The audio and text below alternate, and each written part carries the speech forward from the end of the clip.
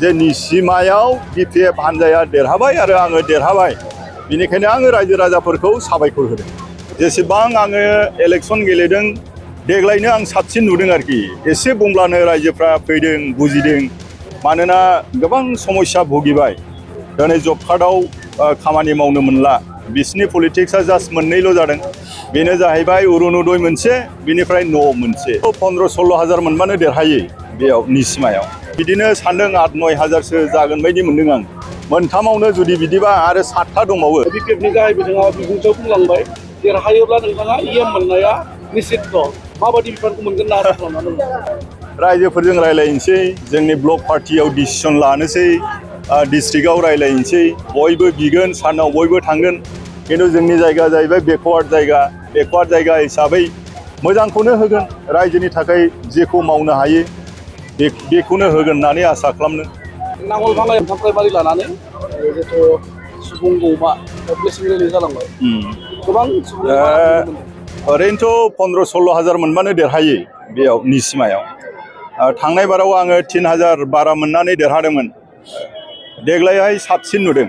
जेसेबां आङो इलेक्सन गेलेदों देग्लायनो आं साबसिन नुदों आरोखि। एसे बुंब्लानो रायजोफ्रा फैदों बुजिदों मानोना गोबां समस्या भुगिबाय। दिनै जब कार्डआव खामानि मावनो मोनला। बिसिनि पलिटिक्सआ जास्ट मोननैल' जादों। बेनो जाहैबाय अरुणोदय मोनसे बिनिफ्राय न' मोनसे। न'आथ' जोंनि टाइमनि जिअ'टेक खालामनाय दानि नङा बै समनि। दाखालिसो जिअ'टेक खालामनाया दासिमावबो फैयाखै। न'आ बे फैथ'वाखै। बिनिफ्राय अरुणोदयाथ' क्राइटेरिया दङ। क्राइटेरिया हिसाबै गोरिबफोर रान्दि मानसिफोर उइद' मानसिफोर बिधवा मानसिफोर बिसोरसो मोनो नालाय।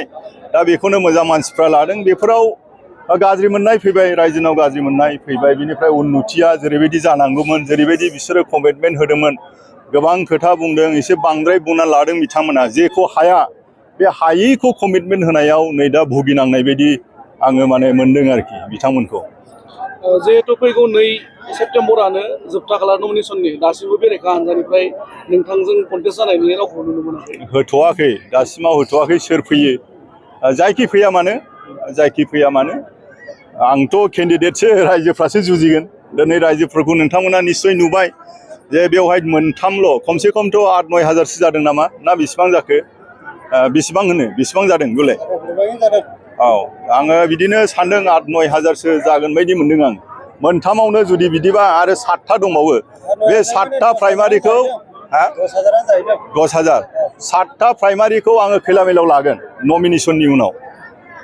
16 हाजार 15 हाजारल'सो नांगौ देरहानो।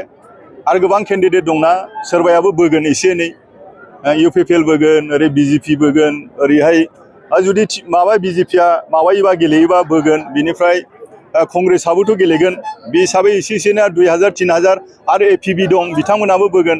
दा आंनाथ' नोङो बे मोनथामाव आंना जा दङ नै बेखौ नुखाबाय। आरो न'खराव सासेल'सो फैदों। बहाबा साथाम सासे सानै बिदि फैदों मोनथामजों। बाखिथ' थाबोनाय गोबां दंना। बे बाखि ओरै 7थानि थाबाय, 7थानि रायजो राजाफोर थाबाय। होमब्ला बे समावनो दिनैनो देरहानायनि माबाखौ सिम्बलखौ नुनो मोनो आरोखि। दिनैनो देरहाबाय। सिम्बलथ' नङा, सिगनेलखौ दिनैनो जे निसिमायाव बिपिएफ हानजाया देरहाबाय आरो आङो देरहाबाय। बेनिखायनो आङो रायजो राजाफोरखौ साबायखर होदों। बिपिएफनि गाहाय बिथाङा बिबुंथियाव बुंलांबाय देरहायोब्ला नोंथाङा इएम मोननाया निश्चित। माबायदि बिफानखौ मोनगोन होनना आसा खालामनानै दं? रायजोफोरजों रायलायनोसै, जोंनि ब्लक पार्टियाव डिसिसन लानोसै, डिस्ट्रिक्टआव रायलायनोसै, बयबो बिगोन सानाव बयबो थांगोन।